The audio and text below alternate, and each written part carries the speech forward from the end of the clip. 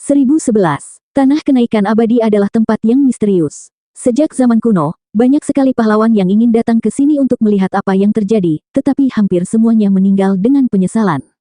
Puluhan ribu gunung berdiri berdampingan membentuk sebuah lembah. Setiap puncak kepala naga membuka mulutnya dan menuangkan air terjun berwarna-warni. Cahaya abadi melonjak dan berkumpul di tengah kolam abadi. Apa yang ada di dalam kolam?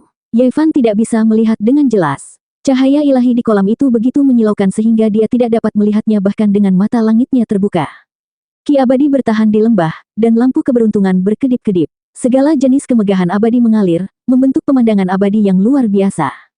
Bahkan Long Ma pun merasa bersemangat. Keempat kukunya menginjak tanah, tidak bisa tenang. Ia hanya ingin segera bergegas. Ia lahir di Kunlun dan secara alami mengetahui tentang tanah kenaikan abadi, tetapi ia tidak pernah memiliki kesempatan untuk masuk.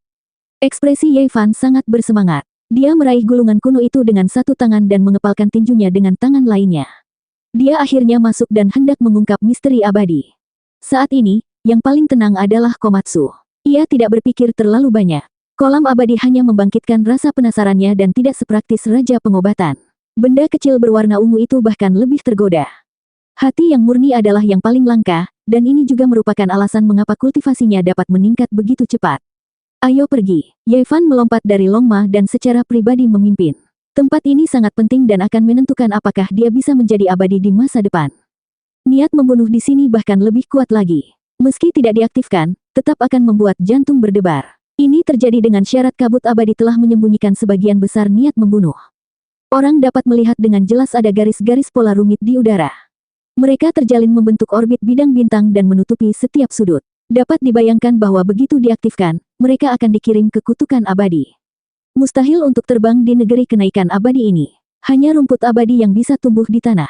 Ini jelas merupakan metode kaisar asal. Meskipun formasi pembunuhannya padat, mereka masih menyediakan tanah suci untuk tempat tinggal obat ilahi. Akar mereka telah menyatu dengan hukum di sini.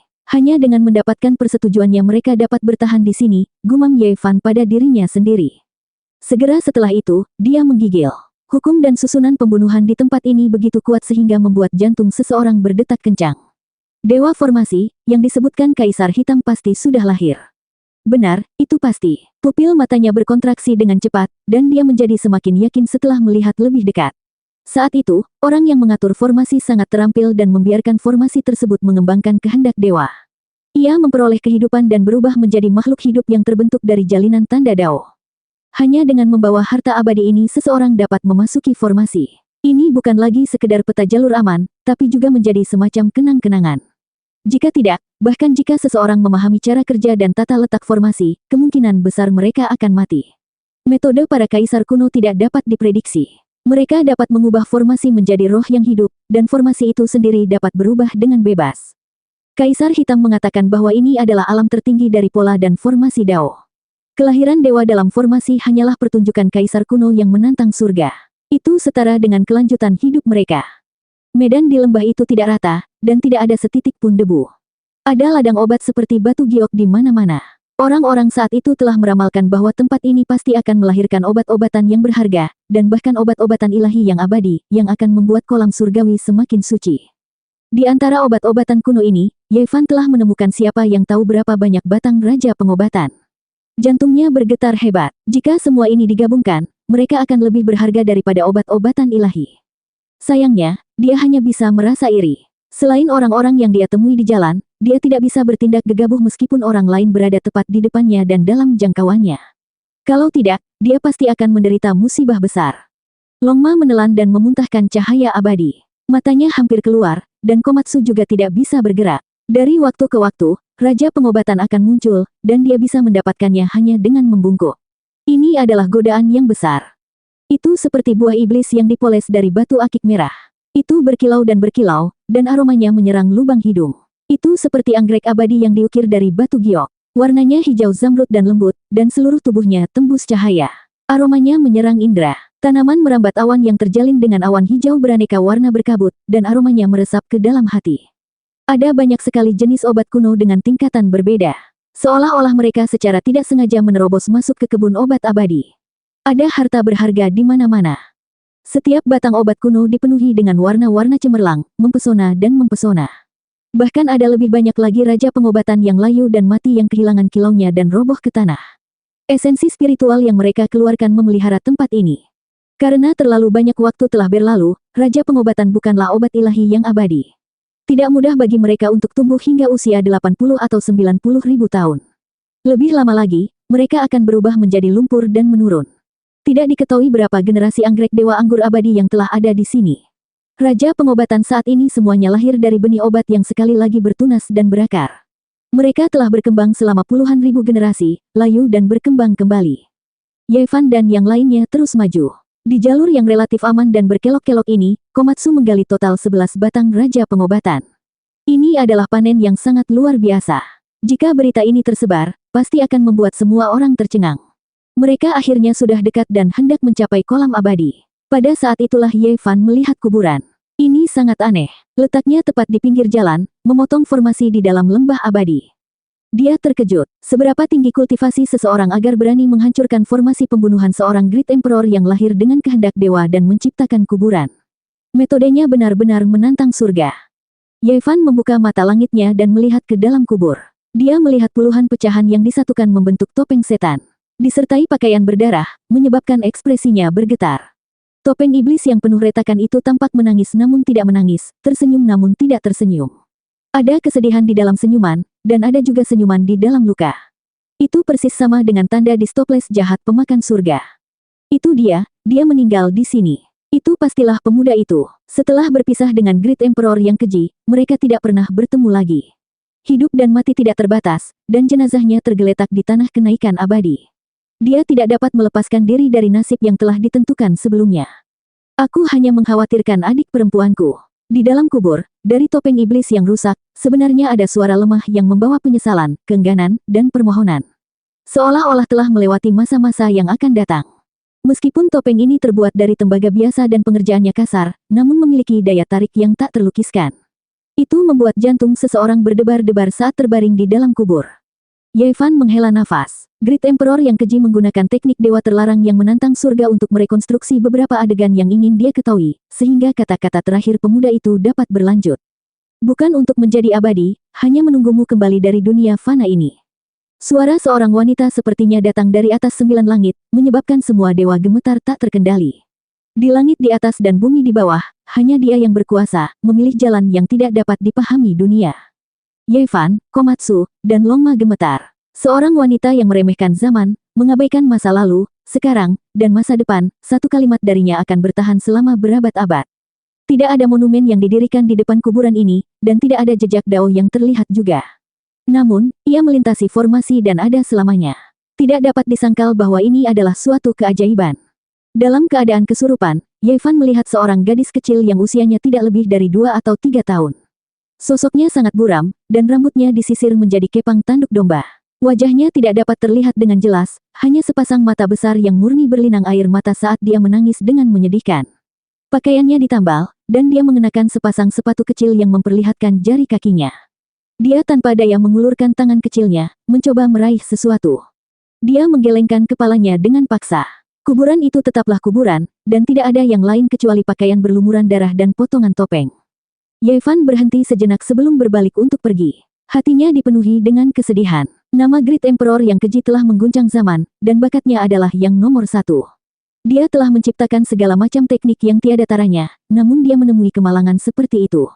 Meskipun dia berdiri di atas 9 langit dan membuat semua dewa gemetar, sulit untuk mengubah akhir hidupnya.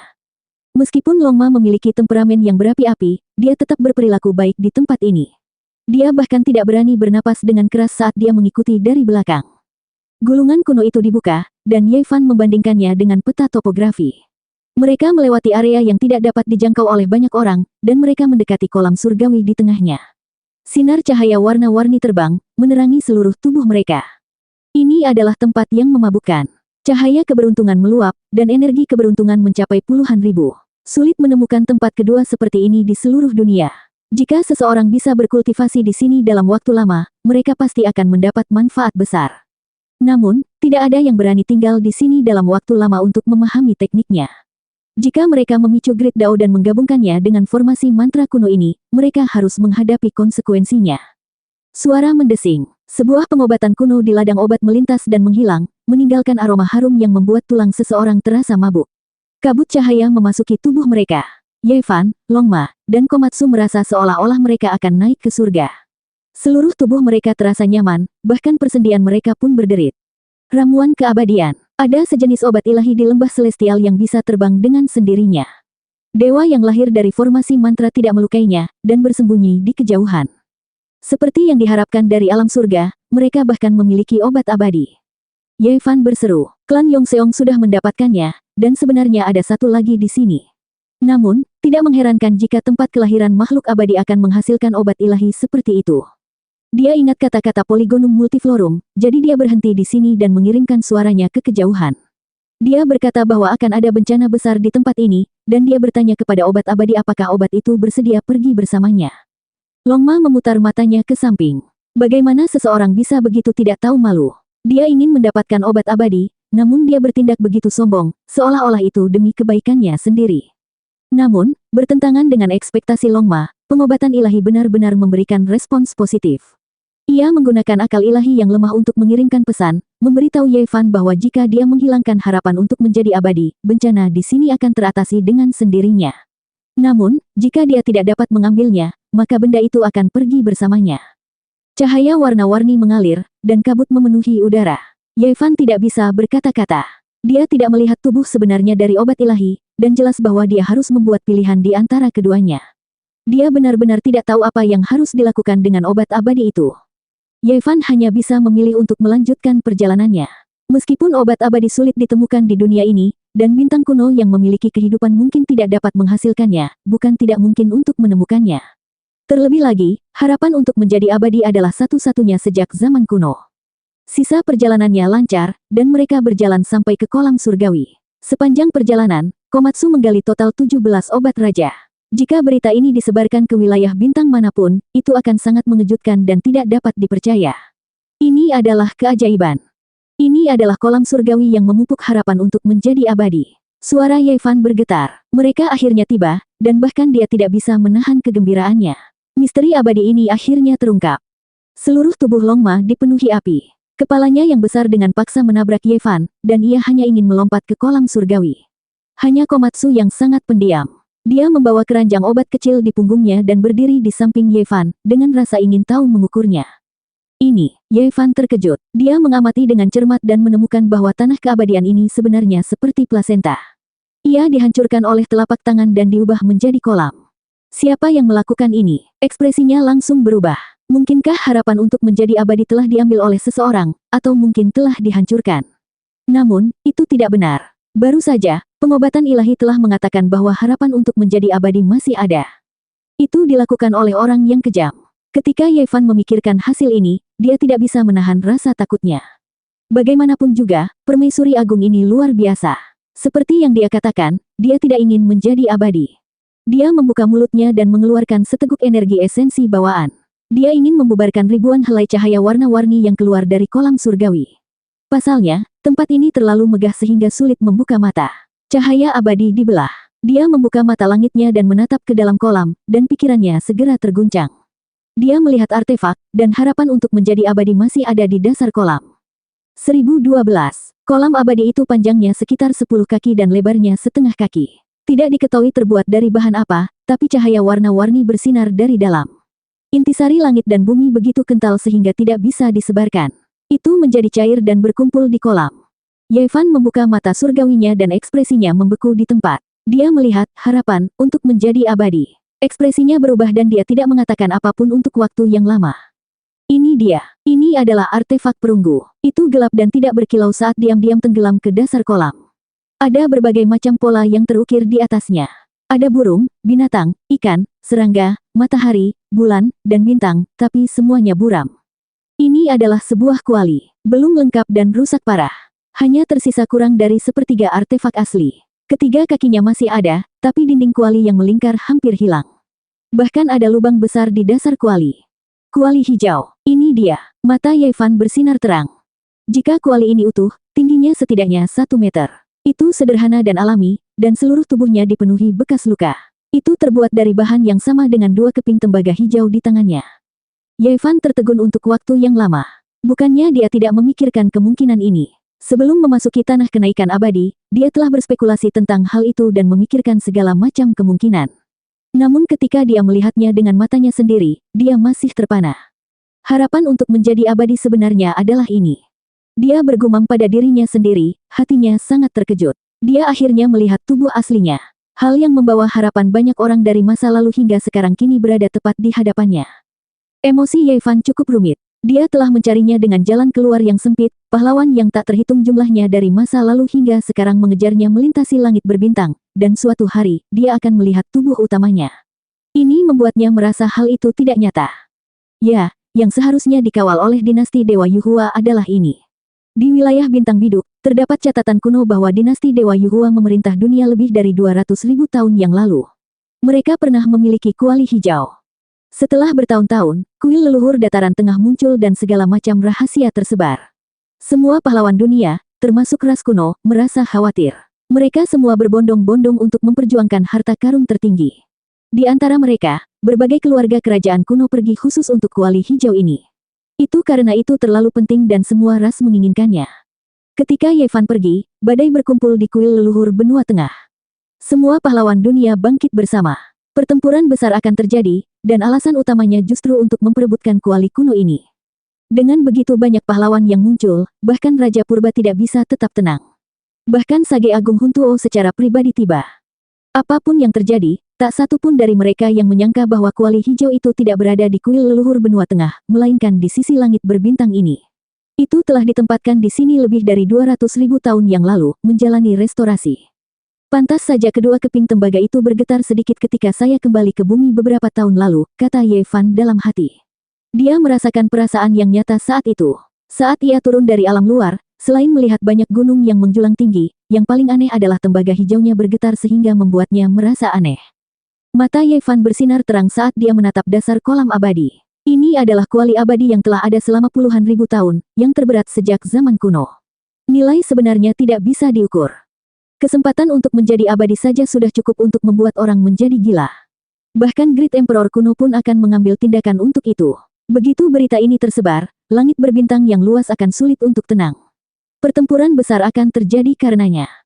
Tahun-tahun tanpa akhir, langit berbintang yang tak ada habisnya, berapa banyak kemakmuran dan kemunduran, berapa banyak pembusukan dan kemakmuran, dari satu bintang kuno ke bintang kuno lainnya. Ye Fan menghela nafas panjang. Semua ini terlalu misterius dan melamun. Sejak zaman kuno, berapa banyak pahlawan yang terlibat dalam hal ini. Ada terlalu banyak rahasia yang tersembunyi di dalamnya, dan penuh dengan darah, tulang, dan air mata. Tanah inkubasi abadi ini berasal dari zaman kuno, setidaknya beberapa juta tahun yang lalu. Itu melibatkan Kaisar Primordial dan Great Emperor, tetapi lebih banyak lagi rahasia yang tidak dapat dijelaskan dengan jelas apapun yang terjadi. Ye Fan merenung. Dia bisa memilah beberapa petunjuk, tapi jika dia ingin benar-benar menelusuri kembali ke sumbernya dan memilah berbagai era kuno, itu mustahil. Pada awalnya, itu seharusnya berasal dari pengadilan surgawi. Era ini sangat kuno, dan seharusnya terjadi sebelum era kuno, atau bahkan lebih kuno. Merekalah yang merancang segalanya. Aku tidak tahu apakah ada makhluk abadi di surga kuno, tapi mereka sangat yakin bahwa makhluk abadi bisa dilahirkan dengan cara ini, jadi mereka membuat cetak biru besar. Surga kuno sangat kuat. Fakta bahwa ia dapat mengendalikan 99 pegunungan naga untuk turun dari satu bintang kuno ke bintang kuno lainnya sudah cukup untuk menjelaskan masalahnya. Ia tidak segan-segan menghancurkan banyak sumber kehidupan. Di antara mereka, bahkan ada beberapa kaisar kuno lainnya. Ini karena Ye Fan telah mengetahui dari tata letak 99 pegunungan naga dan tata letak tanah kenaikan abadi di Kunlun bahwa seharusnya ada kaisar asal. Dia menyimpulkan dari sini bahwa periode tersebut sangat makmur, dan Kaisar Great Emperor dapat hidup berdampingan dan bertemu. Karena hal inilah pula pengadilan langit menjadi yang tertinggi dan berkuasa. Ye Fan punya alasan untuk percaya bahwa Kaisar asal bisa menggerakkan matahari, bulan, bintang, dan gunung. Dia seharusnya menjadi salah satu arsitek utama cetak biru besar tersebut, dan telah menginvestasikan banyak upaya ke dalamnya. Sayangnya, rencana mereka terlalu panjang, dan banyak dari mereka yang tidak sabar menunggu hasilnya. Selama periode ini, Yang Mulia Kaisar meninggal, para dewa dari berbagai wilayah jatuh ke dalam kekacauan, pengadilan surgawi runtuh, dan kuali surgawi diperoleh oleh pemenang. Hanya saja tidak diketahui apakah orang yang memperoleh kuali itu telah menjadi makhluk abadi. Ini karena periode waktu itu terlalu kuno, dan tidak ada cara untuk menilainya. Bahkan buku-buku kuno pun tidak mencatatnya. Namun, bisa dibayangkan bahwa itu adalah periode yang luar biasa. Banyak pertempuran yang menggemparkan dunia pasti telah terjadi, dan banyak peristiwa gemilang pasti telah terjadi. Setelah itu, peristiwa-peristiwa besar berikutnya dapat dimaknai melalui karakter tiada taraf setiap periodenya. Dari perkataan monyet dan pangeran surgawi, serta rahasia yang disebarkan oleh ras kuno, dapat dilihat bahwa kaisar surgawi yang abadi telah memperoleh kuali hijau dan membuat terobosan besar. Dia dihormati sebagai dewa tertinggi oleh berbagai ras. Ada rumor yang mengatakan bahwa kaisar surgawi yang abadi ingin membangun kembali istana surgawi, namun pada akhirnya dia menyerah. Hal ini saja sudah cukup untuk menjelaskan beberapa masalah. Sulit untuk mengatakan dari periode mana kaisar surgawi yang abadi berasal. Berbagai ras di zaman kuno semuanya memujanya, dan dikatakan bahwa dia berasal dari era abadi, atau bahkan lebih lama lagi. Yevan bahkan menebak bahwa periode yang tidak diketahui setelah runtuhnya pengadilan surgawi adalah periode kaisar surgawi yang abadi, dan dia adalah pemenang dalam kekacauan para dewa. Dia mungkin telah melihat yang mulia kaisar dan merupakan orang yang memperoleh kuali surgawi setelah kematian kaisar yang mulia. Dari kematian yang mulia kaisar hingga runtuhnya pengadilan langit, dan kemudian hingga periode kaisar surgawi yang abadi, hal ini sulit untuk diverifikasi. Mungkin bahkan kaisar kuno yang agung pun tidak dapat memahaminya. Lagi pula, jaraknya terlalu jauh. Setelah itu, terjadilah era imemorial yang luas dan gemilang. Kaisar suci matahari dari bidang bintang kuno Ziwei pasti telah melihat kuali surgawi, karena Ye Fan telah menemukan kehendak ilahi di bidang bintang. Ketika lelaki tua berlengan tunggal itu melihat tembaga hijau yang rusak, dia terkejut dan mengatakan bahwa tembaga itu sebenarnya rusak. Bisa dibayangkan bahwa Celestial Cauldron masih utuh pada masa Kaisar Suci Matahari dipuja oleh seluruh wilayah. Dan pada periode berikutnya, pasti terjadi pergolakan besar. Mengenai bencana ini, terdapat rumor di antara 10.000 ras kuno, namun sulit untuk dijelaskan dengan jelas karena level yang terlibat terlalu tinggi. Bahkan ras kerajaan seperti lembah para dewa tidak dapat sepenuhnya memahaminya. Saat itu, selama pertempuran antara Ye Fan dan Wang Teng di keluarga Ji, dia mengeluarkan labu hitam. Tuan muda lembah para dewa, Zitian, dan saudara perempuannya terkejut. Mereka secara samar-samar menebak bahwa labu hitam adalah artefak yang diawetkan dari perang para dewa, dan bentuknya sama dengan yang tercatat dalam beberapa teks surgawi kuno. Dari sini, dapat disimpulkan bahwa skala dan teror perang para dewa hampir menghancurkan era abadi dan memusnahkan semua ras. Ye Fan telah berkonsultasi dengan orang lain dan bahkan mempelajarinya dari ras kuno. Bencana itu jauh lebih mengerikan daripada yang bisa dibayangkan orang, dan itu tidak jauh berbeda dengan keruntuhan Celestial Court yang legendaris. Itu adalah perang para dewa.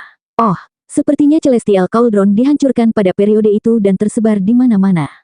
Ada banyak hal yang bisa diselidiki setelahnya. Beberapa wilayah terlarang di domain bintang biduk telah lahir, termasuk reruntuhan ilahi dan mausolem abadi. Kemudian, punggung bukit ras ilahi, gunung Phoenix darah, gua kilin api, dan kaisar kuno lainnya menguasai dunia satu demi satu. Periode ini berakhir ketika kaisar pertarungan meninggal dunia dalam meditasi pada tahun-tahun terakhir era abadi. Setelah itu, terjadi kesenjangan dalam sejarah dan sulit untuk memastikannya. Gunung abadi dan yang lainnya seharusnya muncul pada periode ini atau beberapa saat kemudian. Meskipun ada daerah terlarang di era abadi dengan nama berbeda, hanya pada periode inilah daerah tersebut benar-benar diduduki dan diubah menjadi tempat yang tidak dapat diinjak oleh siapapun.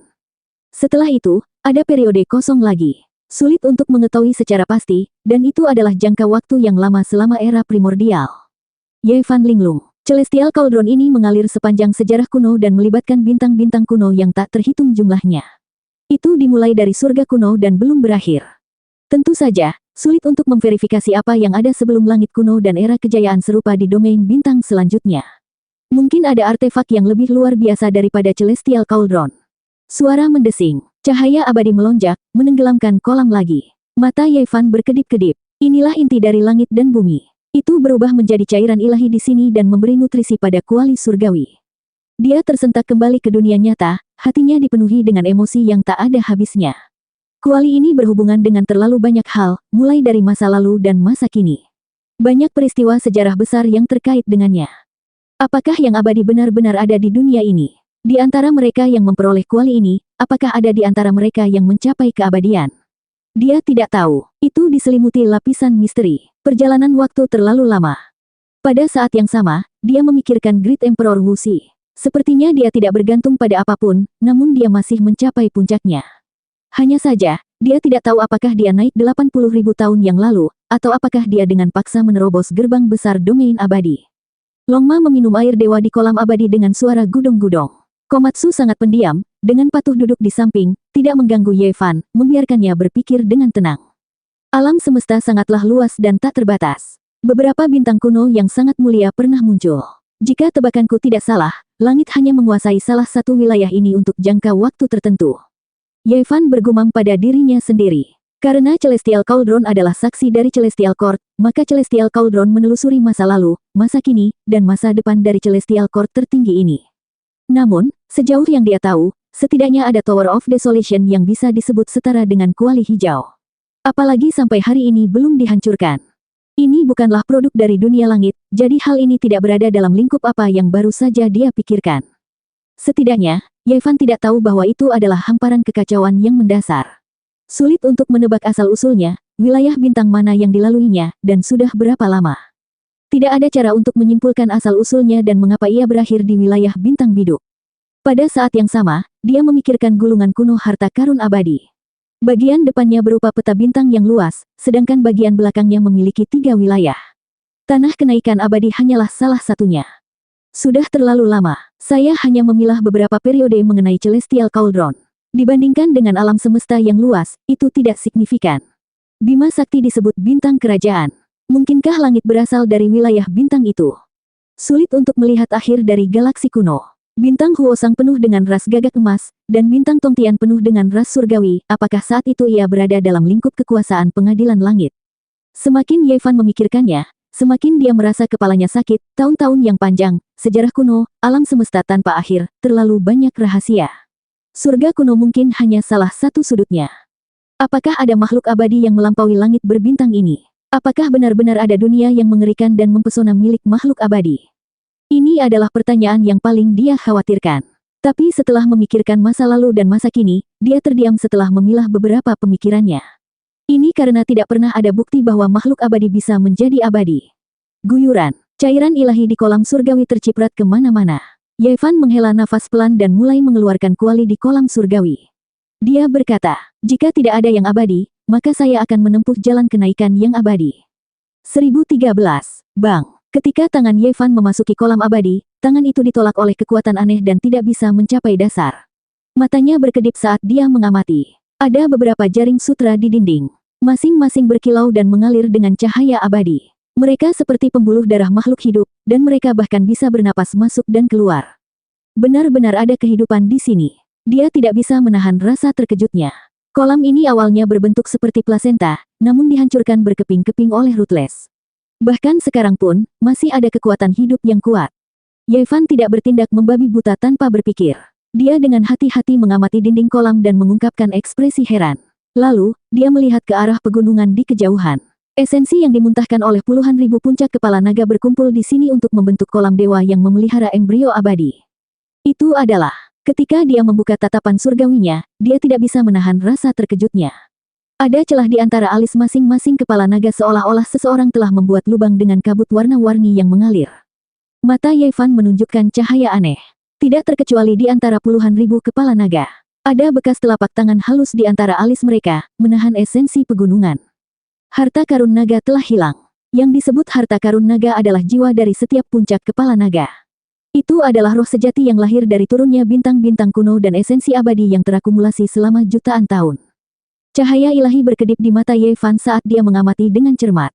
Meskipun air yang mengalir keluar dari mulut naga adalah cairan dewa, karena hilangnya harta karun naga, efeknya sangat berkurang. Ini, karya Great Emperor Ruthless. Matanya terus bergerak, lalu dia menatap ke kolam abadi. Tidak diragukan lagi ini adalah plasenta yang terhubung dengan puluhan ribu puncak kepala naga. Esensi abadi memeliharanya, dan memang bisa merebut kekayaan langit dan bumi. Seharusnya ia mampu memelihara embrio yang abadi. Namun kini, semua itu sudah tidak ada lagi. Tempat pengasuhan abadi ini dihancurkan oleh Ruthless dengan satu tamparan. Ye Fan tidak bisa menahan diri untuk tidak berkata-kata. Seperti yang diharapkan dari pria kejam itu, dia tidak menginginkan apapun dan benar-benar kejam. Ye Fan menyebarkan cahaya abadi, mengungkapkan segala sesuatu di dalam kolam. Dia bisa melihat pembuluh darah berkilauan di dinding kolam yang mengarah ke puluhan ribu puncak kepala naga. Pria kejam itu menggunakan ini untuk menebas puluhan ribu naga sejati. Niat membunuh itu mengejutkan. Sayang sekali, surga kuno membuat cetak biru besar untuk ini, mengalami waktu tanpa akhir, namun pada akhirnya, itu dirusak oleh satu serangan telapak tangan dari Vicious, plasenta abadi hancur. Ye Fan menyipitkan matanya dan melihat dengan cermat. Ia melihat kuali rusak di dasar kolam juga ikut terkena dampaknya. Jelas sekali, itu telah diserang oleh Vicious. Ini adalah harapan untuk menjadi seorang abadi, tetapi Vicious tidak peduli apakah dia menjadi seorang abadi atau tidak. Dia mengabaikannya dan tidak mengambilnya. Ye Fan menarik napas dalam-dalam dan mengoperasikan formula angkatan darat. Dengan gerakan cepat, dia mengambil Celestial Cauldron. Bahkan kekuatan aneh pun tidak dapat menghentikannya. Air memercik ke segala arah, energi abadi meningkat, kabut warna-warni meningkat. Tempat ini cemerlang, segala jenis cahaya berputar-putar, menenggelamkan tempat ini. Boom! Longma mulai bergerak, tepatnya, ia menggunakan kukunya. Ia berdiri dengan kaki belakangnya, dan sepasang kuku seukuran wajah menghantam Ye Fan. Ia ingin menghilangkan harapan untuk menjadi abadi. Ye Fan tidak takut, tangan kanannya mendorong secara horizontal, dan dengan tamparan yang kuat, dia meledakkannya, mencegahnya mendekatinya. Sepertinya kamu benar-benar tidak tahu tempatmu. Jika suatu hari kamu mencapai bintang biduk, kamu perlu mencari beberapa teman untuk bertukar petunjuk, misalnya Kaisar Hitam, Duande, dan sejenisnya. Kuda dewa mengeluarkan seruan panjang, dan seruan drakonik mengguncang 9 langit. Sisik naga di tubuhnya berkedip-kedip seperti darah burung phoenix, dan cahayanya mengalir ke langit. Surai kudanya bahkan lebih seperti api yang berkobar, bergetar hebat. Ye Fan meliriknya sekilas. Melihatnya menyerang lagi, dia melemparkan All Life Source Cauldron ke atasnya. Segera, sumber energinya jatuh, seperti air terjun yang mengejutkan, menekan tubuh Longma. Ini adalah harta karun tertinggi di dunia, dan setiap helai sumber energi lebih berat daripada gunung. Saat itu, alasan mengapa Ye Fan bisa menyerapnya ke dalam tubuhnya adalah karena tembaga hijau, yang menyerap benda-benda ini. Kemudian disempurnakan, dan baru setelah itu dapat digunakan. Kalau tidak, beban dari akar sumber semua kehidupan ini saja sudah cukup untuk menghancurkannya sampai mati. Tidak banyak orang yang mampu menahannya. Longma menginjak, tapi tidak bisa melepaskan diri sama sekali. Kuali itu telah disempurnakan puluhan ribu kali oleh Ye Fan, dan sekarang itu sudah menjadi harta karun Dao miliknya. Itu tidak bisa dipatahkan, dan bisa dikatakan sebagai harta ilahi dunia. Komatsu merintih. Baru saja, Longma menyerang Ye Fan, dan dia sangat tidak puas. Ia memutar matanya ke arah Longma, dan dengan paksa melambaikan cangkul kecilnya. Ye Fan dengan hati-hati mengamati kuali itu, dan masih ada beberapa benda seperti sutra berkilau dan tembus cahaya yang melekat padanya. Mereka sedang memperbaiki kuali. Semakin dia melihatnya, semakin dia takjub. Itu benar-benar hidup. Kuali ini rusak parah. Saat itu, ketiga kaki dan bagian bawah kuali seharusnya terpisah, dan terdapat retakan yang jelas di atasnya. Sekarang, sudah sembuh dan saling menempel. Kembali ke asal, Ye Fan mengeluarkan teriakan ringan. Tangannya bergerak, menunjukkan kemampuan ilahi yang luar biasa. Ini adalah jenis refleksi dari buah dao yang diperolehnya setelah memasuki 3 alam abadi. Dia ingin melihat apa yang terjadi dengan kolam abadi saat itu. Ini adalah jenis teknik surgawi yang menentang surga yang menghabiskan banyak energi esensi. Itu karena dia ingin mengembalikan adegan terakhir sebelum kolam abadi hancur. Tindakan, melihat masa lalu, seperti ini adalah sesuatu yang tidak akan ditoleransi oleh dunia. Hong, pada akhirnya, Ye Fan berhasil, tapi itu sangat kabur. Dia hanya merasakannya sesaat, dan kemudian dia melihat untaian misteri surga lebih dari 200.000 tahun yang lalu. Dia hanya melihat plasenta pecah, dan kemudian sebuah kuali abadi tenggelam ke dasar kolam. Retakan asli di permukaannya menjadi lebih tebal, dan kemudian potongan kuali terpisah, tergeletak tak bergerak. Ye Fan tidak mengatakan apapun untuk waktu yang lama. Bagaimanapun juga, orang jahat itu galak, tidak peduli pada apapun. Bahkan harapan untuk mencapai keabadian langsung terguncang dengan satu tamparan, tidak menginginkannya sama sekali. Tentu saja, dia tidak melihat tangan halus itu. Ini melibatkan seorang Great Emperor kuno, jadi dia tidak berani menggunakan teknik penentang kuno untuk memata-matainya. Kalau tidak, kemungkinan besar akan ada konsekuensi yang sangat mengerikan. Namun, pemandangan pecahnya plasenta dan kuali telah terekam di lautan kesadarannya. Itu diputar ulang terus-menerus, memungkinkan dia untuk melihat semuanya dengan jelas. Kuali abadi awalnya retak, tetapi sudah sembuh. Namun, setelah mengalami serangan yang mengejutkan dunia, retakan tersebut melebar dan pecah lagi. Plasenta ilahi telah dihancurkan, dan efek pemulihannya jauh lebih buruk daripada sebelumnya. Dengan demikian, setelah lebih dari 200.000 tahun, ketiga kaki dan dasar kuali akhirnya menyatu kembali. Ye Fan dengan lembut menarik benang yang berkilau dan tembus cahaya, memperlihatkan kuali abadi. Pada saat yang sama, puluhan ribu puncak kepala naga mengeluarkan suara gemuruh yang dahsyat. Hong, aura tertinggi dan suci menyelimuti udara, menjulang tinggi di atas 9 langit. Pada saat ini, hati semua kultivator di bumi berdebar-debar. Semakin kuat kultivatornya, semakin jelas terlihat. Mereka bahkan bisa mendengar auman drakonik. Saya benar-benar mendapatkannya. Yevan curiga dia sedang bermimpi dan merasa itu agak tidak nyata. Ini adalah item yang membuat banyak pahlawan menjadi gila sejak zaman kuno. Itu berasal dari Istana Langit, dan bahkan para Kaisar Suci dan Great Emperor kuno pun harus memperebutkannya. Beberapa sage agung dan kaisar semu bahkan telah membayar dengan nyawa mereka untuk itu. Ada banyak tanda belang-belang di kuali hijau, tetapi setiap tanda sangat kabur karena terlalu banyak waktu berlalu. Tampaknya telah kembali ke keadaan semula, redup dan alami. Yevan menggunakan tangannya untuk menggosoknya. Tidak ada aura dao ekstrim yang merembes keluar, tapi itu membuatnya merasa sangat serius.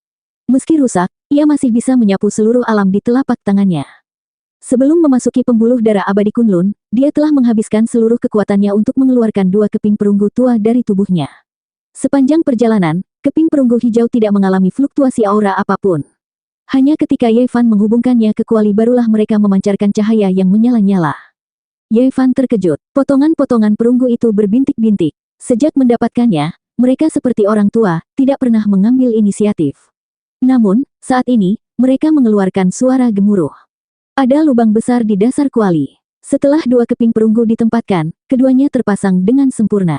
Cahaya abadi mengalir, dan mereka saling menempel. Apakah sudah diperbaiki begitu saja? Saat cahayanya surut dan kuali hijau meredup, Yevan menggunakan seluruh kekuatannya. Kepalanya dipenuhi keringat, dan dengan suara kah, dia mematahkan 2 keping perunggu tua itu. Mereka belum benar-benar diperbaiki. Seperti yang diharapkan, itu tidak berhasil. Itu perlu dipelihara di dalam plasenta abadi. Di manakah sebenarnya rahasia menjadi abadi? Yevan membuka mata langitnya dan tidak melewatkan 1 inci pun ruang.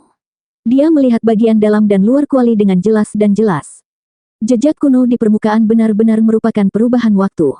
Tidak diketahui berapa lama waktu telah berlalu. Ada bunga, burung, ikan, serangga, matahari, bulan, dan bintang. Bahkan ada penduduk asli dan dewa kuno. Kuali ini sungguh luar biasa. Orang yang menempanya mempunyai ambisi yang besar. Sayangnya, dia tidak bisa menunggu hingga saat itu tiba. Ekspresi Yevan serius. Jejak yang terukir di kuali semuanya luar biasa. Awal mula dunia dan kelahiran semua makhluk hidup dapat ditemukan di sana. Ini adalah Myriad Origin Cauldron, dan semuanya bisa terkandung di dalamnya. Dia menatap penduduk asli kuno tanpa berkedip. Dia ingin memahaminya dan bergumam pada dirinya sendiri. Mungkinkah ada rahasia untuk menjadi abadi? Bertahun-tahun yang lalu, ada penduduk asli di dunia. Hanya saja tidak diketahui apakah mereka bisa hidup selamanya. Monyet itu pernah mengungkapkan bahwa ayahnya, Kaisar Pertarungan, pernah berkata bahwa pertarungan antar dewa adalah yang paling menakutkan. Di manakah peluang untuk menjadi abadi? Yevan mengalihkan pandangannya dari jejak penduduk asli ke penduduk asli kuno. Dia kemudian mengamati matahari, bulan, bintang, angin, hujan, guntur, kilat, bunga, burung, ikan, dan serangga. Myriad Origin Cauldron. Di mana sebenarnya rahasia menjadi abadi? Dia duduk bersila dan memeluk kuali sambil merenung. Selama sebulan penuh, Yevan tidak bergerak sama sekali. Dia seperti batu besar ketika dia membenamkan pikirannya ke dalam kuali, mencoba memahami rahasia kunonya. Xiao Song dengan patuh berjaga di samping, melindunginya. Tujuan utamanya adalah mencegah kuda naga melepaskan diri. Makhluk kecil berwarna ungu itu melakukan yang terbaik, matanya yang besar berbinar. Yevan akhirnya membuka matanya. Ada ribuan benda di kuali, dan masing-masing benda itu adalah sejenis tanda dao. Itu sangat luas dan mendalam, dan sepertinya dia tidak akan bisa memahami semuanya seumur hidupnya.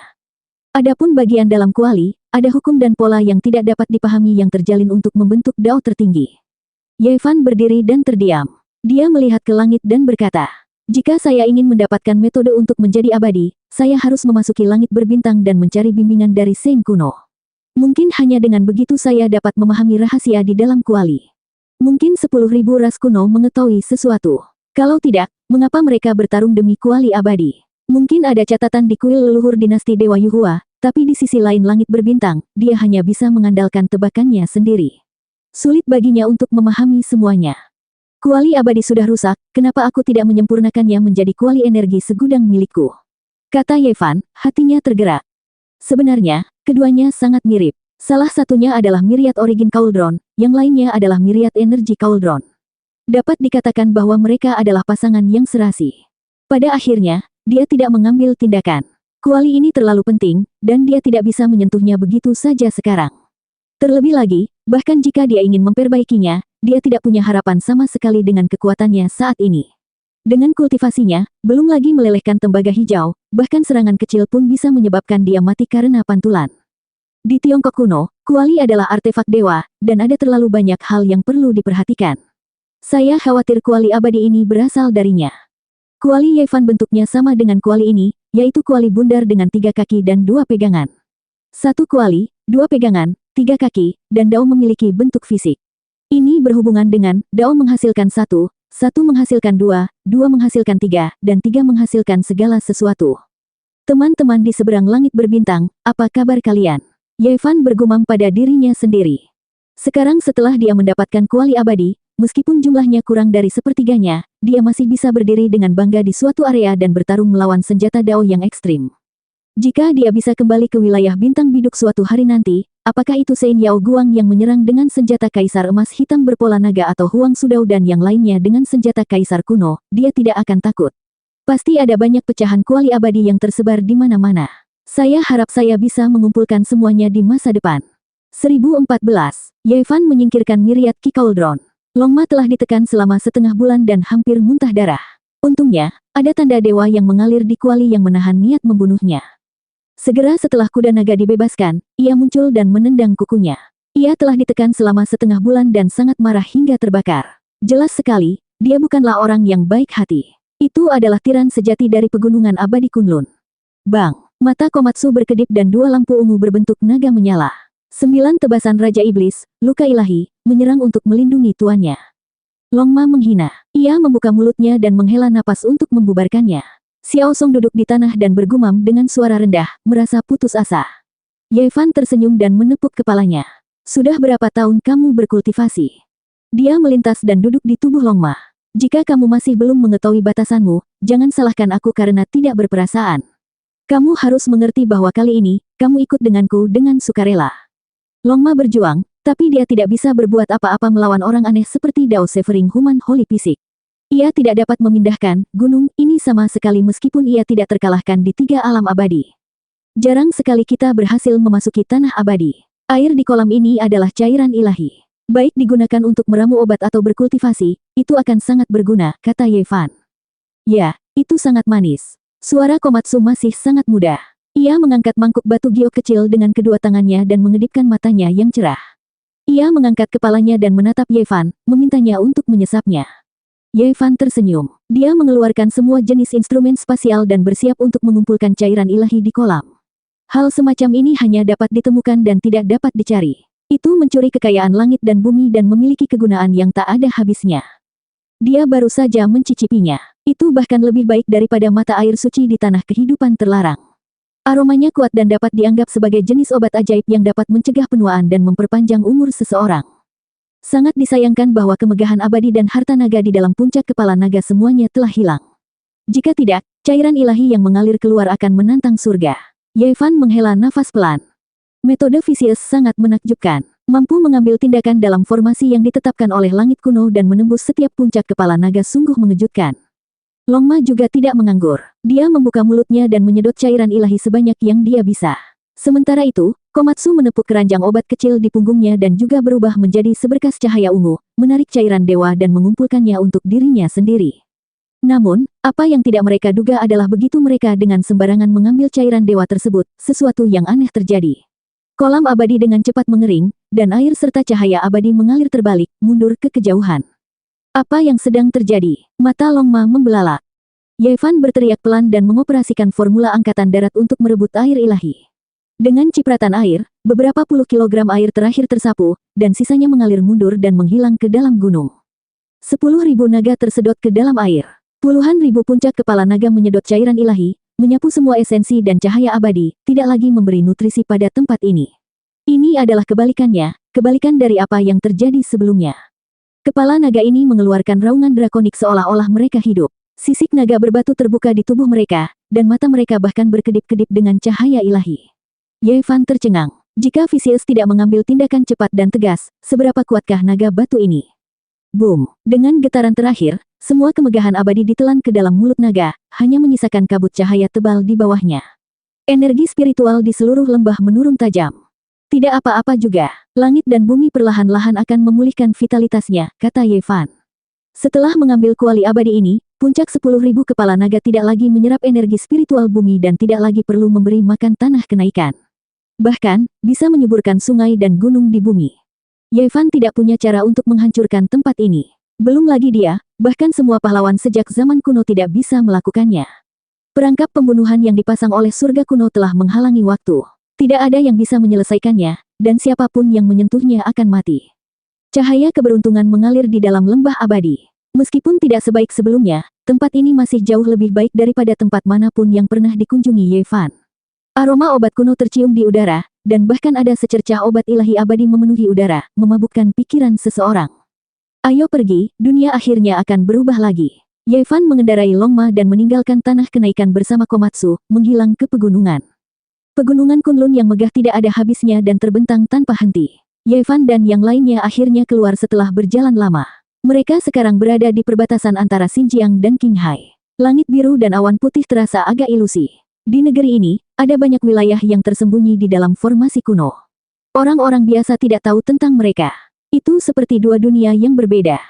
Setelah meninggalkan Kunlun dan tiba di dunia luar, Longma langsung dipenuhi dengan keheranan dan bahkan lebih meremehkan. Ini karena tempat itu terlalu terpencil, tanpa sedikit pun energi spiritual. Dibandingkan dengan dunia seperti negeri dongeng dalam formasi kuno, dunia di depan mereka seperti gurun. Komatsu, sebaliknya, sangat senang. Awalnya ia hidup di dunia seperti ini, dan sudah lama menjadi terbiasa dengannya. Ia berteriak kegirangan. Kembalinya Yevan mengendarai Longma menyebabkan keributan besar. Semua aula Dao terguncang. Dikabarkan bahwa ini adalah Gunung Kaisar Suci kuno, dan hanya mereka yang memiliki kebajikan besar yang dapat menaikinya. Dan kini, orang ini justru langsung menundukkannya. Hal ini membuat semua orang terdiam dan lidahnya keluh. Ini adalah Longma murni, dan bukan keturunan berdarah campuran. Sejak zaman kuno, hanya sedikit dari mereka yang lahir. Itu adalah binatang suci yang membawa keberuntungan yang lahir dari langit dan bumi. Tuan, guru Tao kecil Zhang Qingyang memberikan penghormatan. Gunung pendek tanpa nama ini tidak banyak berubah. Masih ada beberapa pondok jerami dan ladang obat. Yevan duduk bersila di atas batu biru. Dia melihat muridnya ini sebenarnya terluka parah. Apa yang telah terjadi? Saat ini, di dunia ini, masih ada orang yang berani menindas muridnya.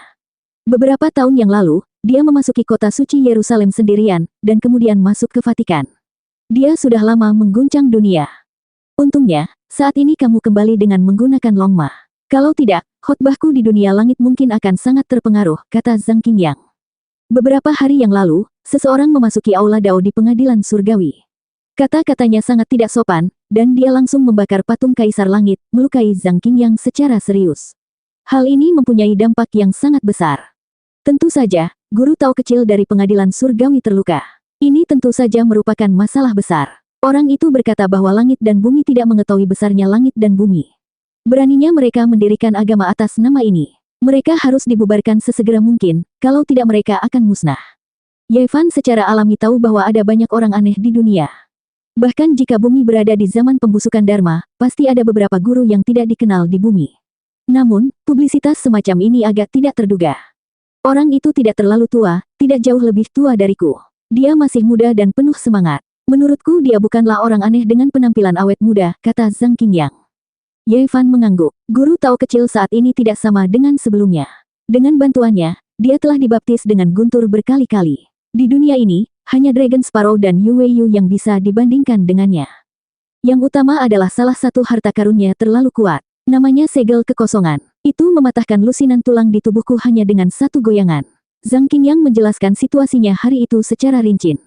Jika bukan karena Dewi Phoenix dan Yan Xiaoyu yang juga ada di sana dan dengan cepat membawa pergi guru Tao kecil, dia mungkin berada dalam bahaya kali ini. Yevan mengangguk dan berkata, itu terlalu berlebihan. Bukankah dia ingin melenyapkan pengadilan surgawi? Aku akan menunggu dia muncul. Little Pine berjalan ke depan dan mengeluarkan tangkai Raja Obat dari keranjang obat kecil. Tingginya setengah meter, dan seluruh tangkainya tampak seperti diukir dari batu akik merah. Itu berkilau dan cemerlang. Ini adalah sejenis tanaman merambat spiritual, dan aroma obatnya menyerang lubang hidung. Ah, ini. Terima kasih, adik senior. Zhang Qingyang sangat mantap. Berbeda dengan Dewi Phoenix yang sering menggoda Komatsu, dia tentu tahu apa itu. Kemungkinan besar itu adalah ramuan langka. Ini adalah obat raja. Dapat meregenerasi daging dan tulang dari kematian dan memperpanjang umur seseorang, kata Yevan. Obat raja. Guru Tao kecil tercengang. Bukannya dia tidak menganggapnya berharga, Tapi dia tidak menyangka itu adalah obat berharga yang sulit didapat bahkan di zaman kuno. Dia berkata dengan suara gemetar, "Itu terlalu berharga." Yevan menyuruhnya menyimpannya untuk digunakan di masa depan. Kemudian, dia mengeluarkan cairan ilahi dari kolam surgawi dan memberikannya kepadanya.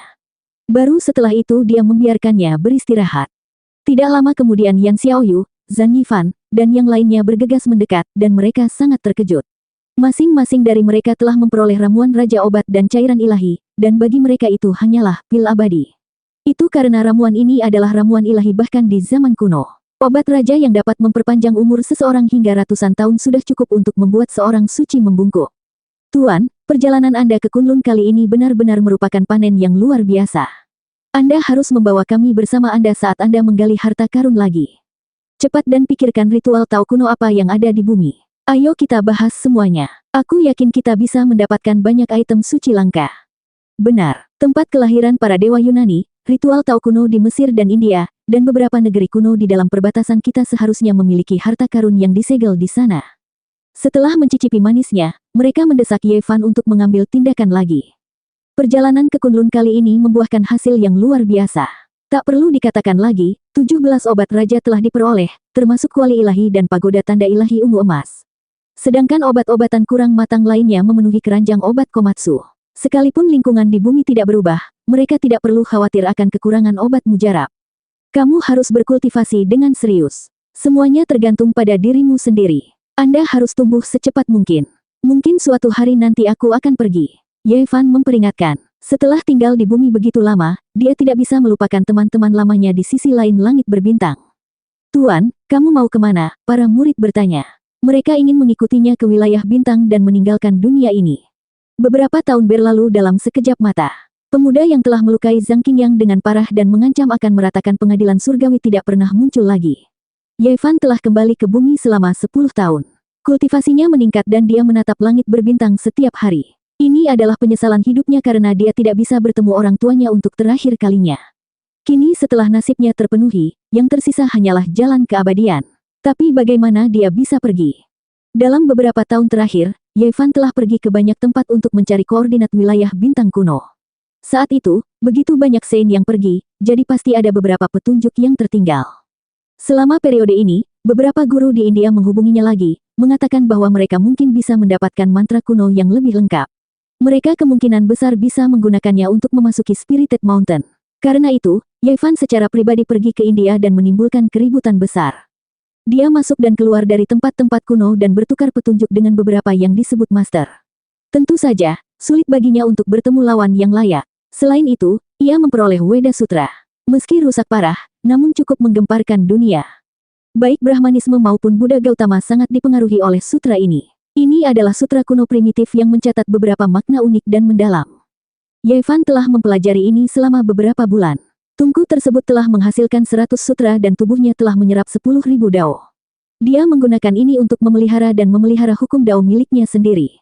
Pada akhirnya, dia mendapatkan banyak mantra di India. Kemudian, dia berangkat dengan beberapa guru dan membawa Komatsu ke Spirited Mountain.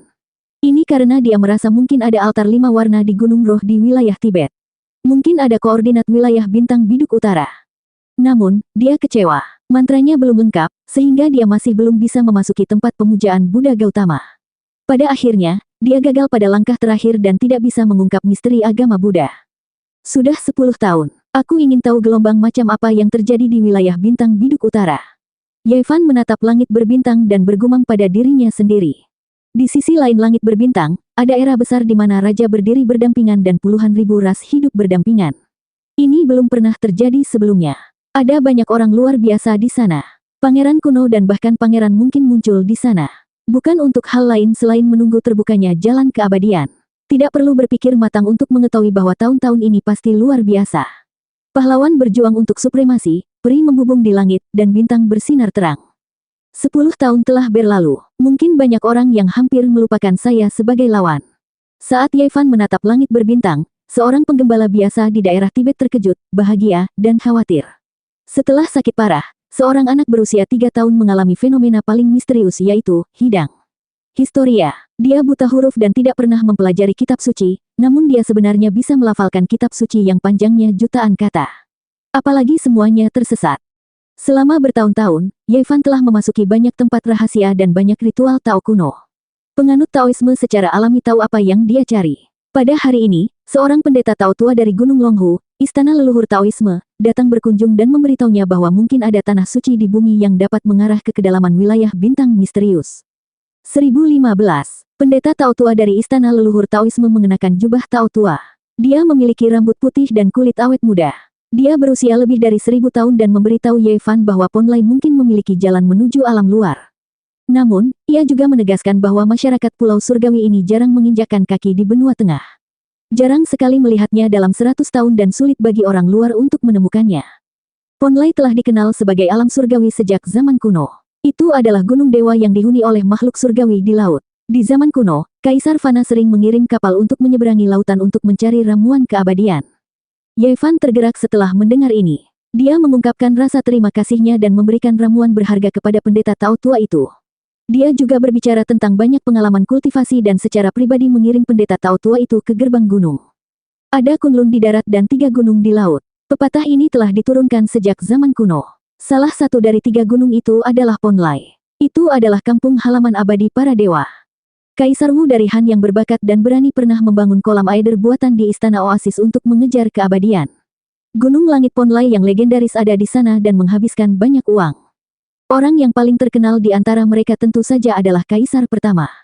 Dia pernah memerintahkan alkemis Sufu untuk memimpin ribuan anak laki-laki dan perempuan ke laut untuk mencari keabadian. Mereka tidak pernah kembali dan semua orang mengetahuinya. Yevan merenung dengan serius. Sejak dia kembali, dia telah melakukan hampir semua ritual Tao kuno tetapi belum menemukan jalur berbintang kuno menuju alam luar. Pada zaman dahulu, ada banyak orang berbudi luhur di bumi namun pada akhirnya mereka semua pergi. Apapun yang terjadi, mereka seharusnya meninggalkan beberapa petunjuk. Mungkin memang benar di alam surga Ponlai, gumamnya dalam hati. Hanya ritusnya di laut yang belum dicari. Yevan pergi ke laut dan menaiki Longma bersama Zhang Qingyang, Yu Weiyu, dan murid lainnya. Kali ini, mereka bersikeras untuk pergi bersama. Mereka mengira Yevan akan mencari harta karun seperti yang dia lakukan di Kunlun. Buku klasik pegunungan dan lautan mencatat bahwa ada 3 gunung surgawi di laut. Ponlai, Yingzhou, dan Fangzhang. Pegunungan adalah alam surgawi dengan ramuan keabadian. Ketiga gunung surgawi ini telah terkenal sejak zaman kuno dan dikenal sebagai alam surgawi timur. Setelah bangkit, mereka berpotensi menggantikan Kunlun Barat. Ketika masyarakat awam menyebut negeri dongeng, mereka kebanyakan tahu tentang Ponlai, tapi jarang menyebut Kunlun. Ombak laut biru sungguh indah dan tak terbatas. Hanya dengan memasuki laut secara pribadi seseorang dapat memahami betapa luasnya laut itu. Itu bisa membuat seseorang rileks. Tuan, apakah memang ada istana naga di laut? Bisakah kita pergi ke sana sebagai tamu? Yan Xiaoyu tiba-tiba mendapat ide. Bahkan jika ada, mereka hanya berupa beberapa naga banjir. Hanya kaisar kuno yang bisa memasuki kediaman naga sejati sebagai tamu. Longma berkata dengan nada menghina. Beberapa tahun telah berlalu, dan kesombongannya tidak berubah sama sekali. Namun, ketika ia bertemu dengan tubuh suci manusia yang kuat, bahkan seekor naga pun harus sujud. Jadi, ia tidak bisa berbuat apa-apa. Mereka sudah melaut selama setengah bulan, namun masih belum menemukan apapun. Mereka tidak tahu di mana letak gunung abadi Ponlai, tetapi mereka menemukan tempat tinggal kuno bobrok yang telah lama terendam air laut. Tidak ada yang bisa dilakukan Yevan. Pegunungan abadi di laut adalah yang paling sulit ditemukan. Mereka tidak banyak berinteraksi dengan para kultivator di darat. Yang tersisa hanyalah beberapa legenda.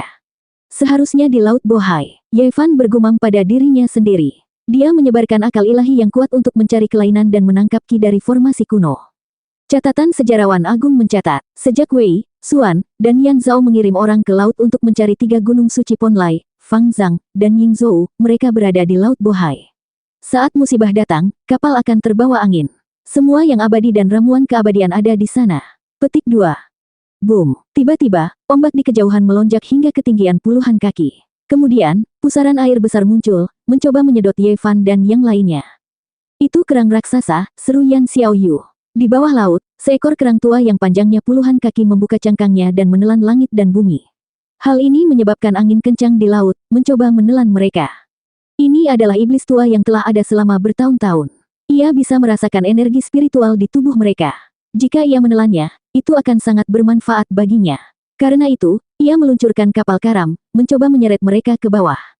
Jarang bertemu iblis tua yang telah berkultivasi selama lebih dari 800 tahun di alam rahasia transformasi naga. Kata Yevan. Tanpa mengucapkan sepatah kata pun, Zhang Yifan mengeluarkan pedang terbangnya, yang berubah menjadi cahaya yang menyala-nyala dan menebas ke laut. Seketika, gelombang besar melonjak ke angkasa dan menciptakan parit sepanjang ratusan kaki, memaksa air laut ke dua sisi. Dentang. Namun, kerang tua itu bukanlah makhluk biasa. Kultivasinya sangat mendalam dan mengesankan. Ia membuka cangkangnya lebar-lebar, dan total 18 mutiara dewa laut terbang keluar. Mereka benar-benar membekukan ruangan. Zhang Yifan meronta dan hampir mati. 7 pedang itu bergabung menjadi satu dan menciptakan jalan baginya untuk melarikan diri. Dia memasang ekspresi kaget di wajahnya. Selama bertahun-tahun, di bawah perlindungan Ye Fan, dia telah selamat dari beberapa kesengsaraan petir. Selama dia berada di alam rahasia transformasi naga, tidak banyak orang yang bisa mempersulitnya. Itu adalah kerang naga. Ia memiliki mutiara kultivasi kehidupan, tidak heran ia begitu kuat. Ye Fan mengungkapkan ekspresi keheranan. Di dalam kulit kerang itu ada kerang tua berbentuk naga. 18 manik ajaib terbuat dari daging dan darahnya. Setelah tumbuh ke tahap ini, mereka telah menyatu dengan sifat spiritual mereka dan sebanding dengan manik-manik ajaib kuno. Dragon Sparrow mulai bergerak. Sebagai sesama iblis, dia tahu kelemahan kerang tua itu. Begitu dia sampai, pelangi panjang menembus cangkang kerang. Aura iblisnya sangat mengerikan saat dia mengincar titik vitalnya. Dentang. Ke-18 mutiara itu mempesona, menimbulkan gelombang yang tak ada habisnya.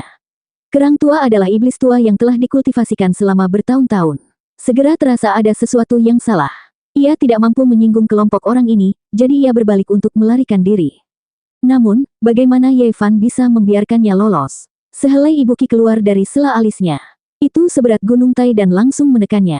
Cangkang kerang mengeluarkan suara pecah. Abadi, tolong selamatkan hidupku. Setan kecil ini bodoh dan seharusnya tidak menyinggung perasaanmu. Jiwa kerang tua itu hampir meninggalkan tubuhnya. Tidak pernah terpikir bahwa ia akan bertemu dengan karakter yang melampaui Master Sekte kuno di era tanpa hukum ini. Jika kamu ingin hidup, beritahu kami di mana Gunung Abadi Ponlai berada. Dewi Phoenix terkikik. Meskipun dia memiliki kecantikan tiada taraf, tubuhnya dipenuhi lapisan niat membunuh. Ye Fan mengangguk. Kerang tua ini bukanlah makhluk yang baik hati. Bahkan jika dia tidak menghentikan kultivasinya, dia tetap harus memberikan peringatan. Akan lebih baik jika dia bisa mengetahui di mana alam abadi berada. Aku tidak tahu. 3 pegunungan abadi di laut itu terlalu misterius, dan tidak ada cara untuk menemukannya. Kalau tidak, kerang tua ini pasti sudah lama pergi ke sana. Kudengar energi di sana berlimpah dan tidak pernah ada, sudah kering sejak zaman kuno.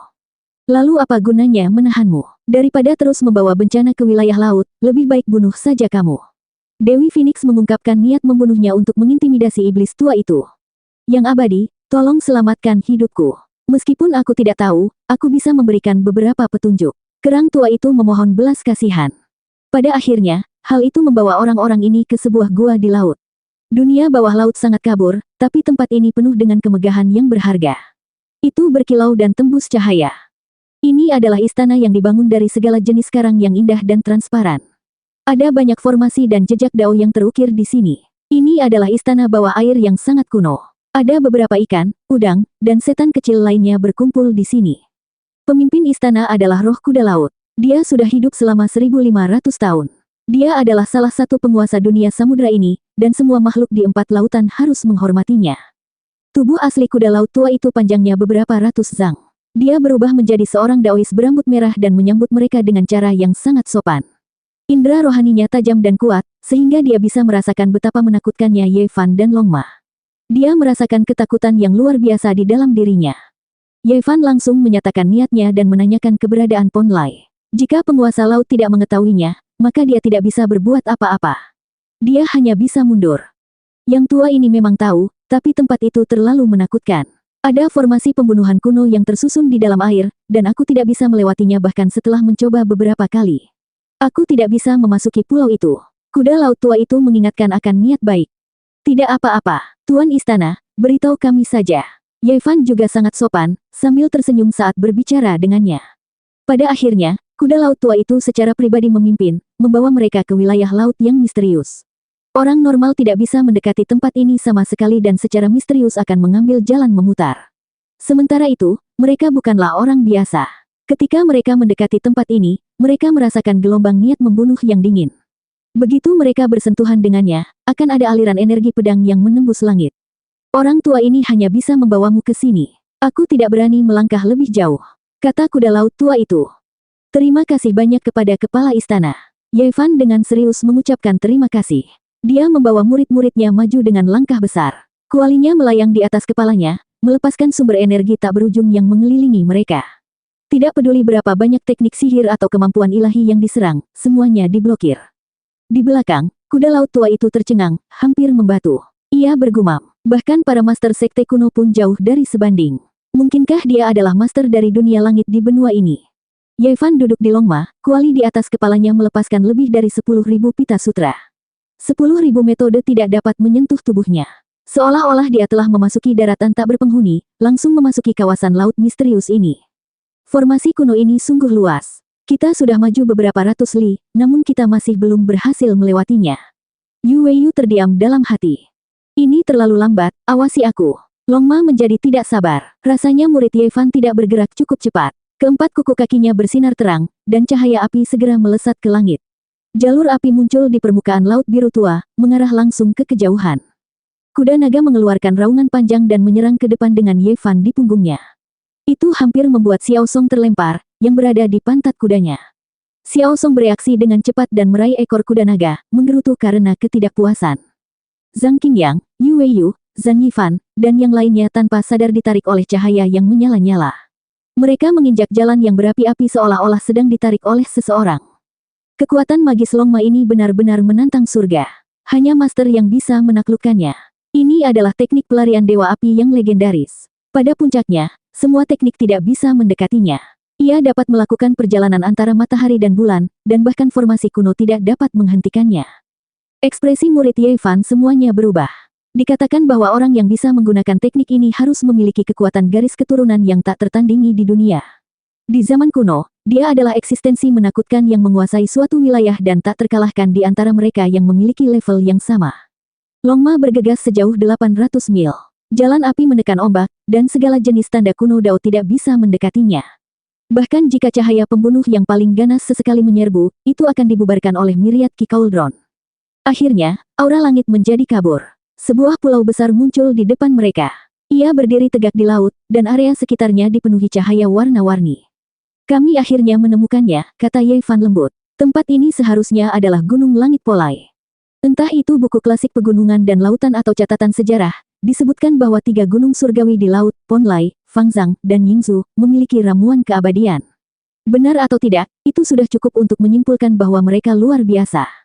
Ye Fan dan yang lainnya mendarat di pulau itu. Mereka hanya bisa menghela nafas melihat besarnya pulau ini. Itu hampir sebanding dengan sebuah benua. Bahkan Dragon Sparrow yang dingin mau tidak mau mengatakan bahwa mereka dapat mempertimbangkan untuk menambahkan benua lain selain 7 benua besar. Ketika mereka meninggalkan pantai dan pergi beberapa ratus mil ke dalam, mereka bahkan lebih terkejut lagi. Selain beberapa kota, mereka juga melihat beberapa kota kuno. Ada banyak penduduk di pulau itu. Ini adalah dunia kuno, dan cara mereka berpakaian serta hidup tidak berbeda dengan dinasti Qin di Tiongkok. Energi spiritual di pulau ini terlalu melimpah. Pulau ini tidak terpengaruh oleh era kekacauan. Mereka terkejut. Di pegunungan tandus dan di tebing terjal, energi spiritual meresap ke udara. Pengobatan spiritual dapat ditemukan, seperti pada zaman dahulu. Tumbuhan aneh dan obat-obatan berharga tidak punah dan ditemukan dari waktu ke waktu. Ye Fan bertanya-tanya dan menemukan bahwa hanya ada satu sekte kultivasi suci di pulau itu. Namanya sama dengan pulau itu, dan disebut Ponlai. Para makhluk abadi yang hebat, gunung abadi Ponlai cukup jauh dari sini.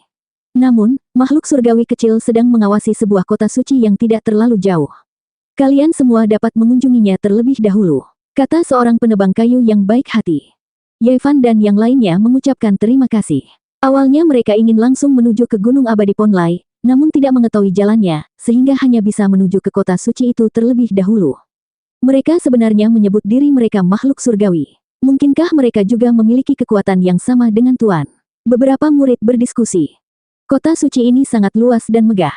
Ada para kultivator yang menjaga gerbang kota. Ketika mereka melihat Ye Fan mengendarai Longma, mereka langsung terkejut. Mereka melapor kepada orang-orang di dalam, mengagetkan apa yang disebut makhluk surgawi kecil. Dia secara pribadi naik ke menara gerbang kota untuk melihatnya. Itu dia. Ekspresi Zhang Qingyang segera berubah. Dia menatap anak muda di atas gerbang kota. 4 tahun lalu, orang inilah yang melukainya dengan serius. Dia mengobrak-abrik sebagian gedung pengadilan langit dan membakar patung Dewa Ye Fan. Aku bertanya-tanya siapa orangnya. Ternyata kalian semua. Apakah kalian sudah membubarkan Sekte Celestial Court?